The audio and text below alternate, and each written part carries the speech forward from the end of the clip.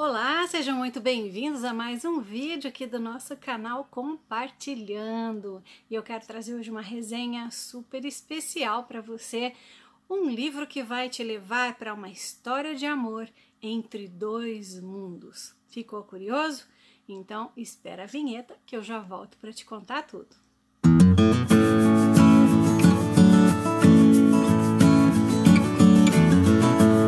E se você está chegando agora aqui no nosso canal, quero já convidar você a clicar aqui no botão se inscrever e também ativar o sininho para não perder nenhum dos nossos próximos vídeos. A gente está retomando aí as resenhas das leituras que ficaram aí um tempinho suspensas, mas voltamos com força total. E a dica de hoje é para quem gosta de uma boa história de amor com desafios e um toque de sobrenatural.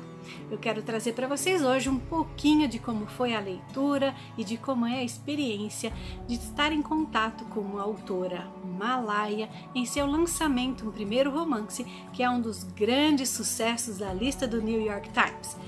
Estou falando de Yang Ze-Shu com o seu primeiro romance, A Noiva Fantasma, que eu adquiri nessa edição belíssima da editora Dark Side. Eu me dei de presente o ano passado para essa leitura muito especial. Ele é capa dura. Opa, caíram algumas coisinhas aqui. E esse livro é maravilhoso, ele é todo decorado, né? A folha é amarelada, é muito agradável para leitura. Tem aqui algumas ilustrações quando você muda de capítulo, né? Ele é bem interessante, eu fiz várias marcações. Para quem já me acompanha aqui no canal, sabe que eu gosto muito de fazer a leitura de autores novos de outros países e ter contato com outras culturas. E esse livro foi uma grata surpresa com toda a bagagem que a gente aprende através dessa jornada. Este livro já havia sido lançado anteriormente pela Dark Side e ele tem essa capa aqui. Eu tenho um marcador e eu deixei junto para guardar, porque essa aqui é a nossa personagem principal, Lilan. Eu vou contar um pouquinho mais sobre ela daqui a pouco.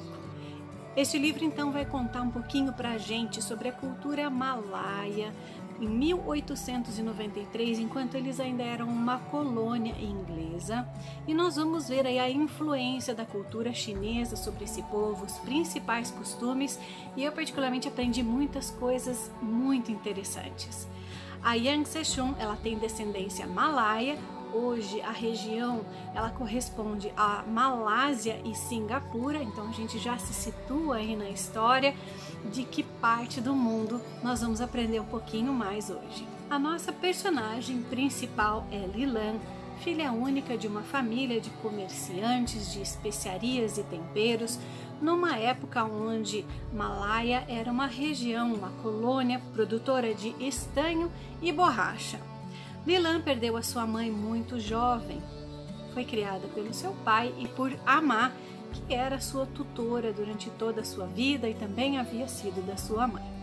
E a autora vai nos contando um pouquinho mais sobre a história de Lilan, a distância do seu pai desde o falecimento da mãe dela, e ela então vai ficando mais velha e já está numa idade onde precisa se casar.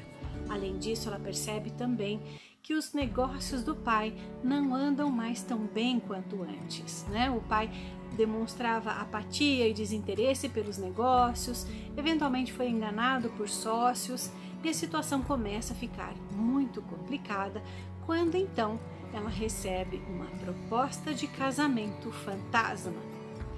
Esse casamento fantasma, ele une duas pessoas, sendo que uma delas ou as duas não estão mais presentes, não estão mais vivas. Esse é um costume que era praticado na época e, por exemplo, né, a autora também traz esses extras explicando mais sobre a cultura. Esse tipo de casamento era realizado, por exemplo, em situações quando dois noivos, por uma infelicidade, acabavam falecendo por uma doença ou um incidente. Então, os familiares realizam o casamento póstumo desses noivos, ou então esta situação pode ocorrer também quando um senhor possui ali uma concubina e acaba falecendo e ela tem um filho dele ou está grávida, então esse casamento é realizado pela família para garantir o status de esposa e a herança para essa concubina e o filho após o falecimento do pai. Isso tudo desde que fosse à vontade do moribundo e aceito pela família dele. Então tem toda essa complexidade também, não é algo tão simples. E como a gente sabe, a cultura chinesa e outras orientais cultivam muito essas relações e esses laços com os seus ancestrais. É um laço de muito respeito. E este livro em especial traz todo esse cenário cultural muito interessante e a gente mergulha nessa jornada de Lilan, que vai enfrentar desafios no mundo real e no mundo espiritual para alcançar o seu objetivo, para estar ao lado do seu grande amor. A gente vai fazendo essa jornada com ela por caminhos totalmente inesperados e o final, para mim, foi surpreendente. Então, se você já leu esse livro, comenta aqui para mim como foi a tua experiência de leitura também.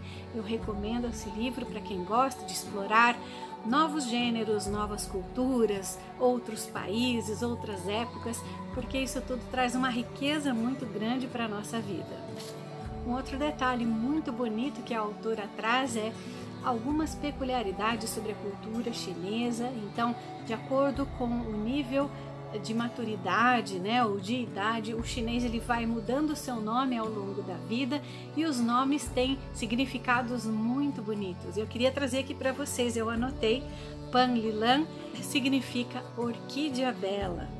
Outros personagens principais que a gente encontra no livro são Lin Tianxing, que é o noivo morto, né, que significa céu eterno.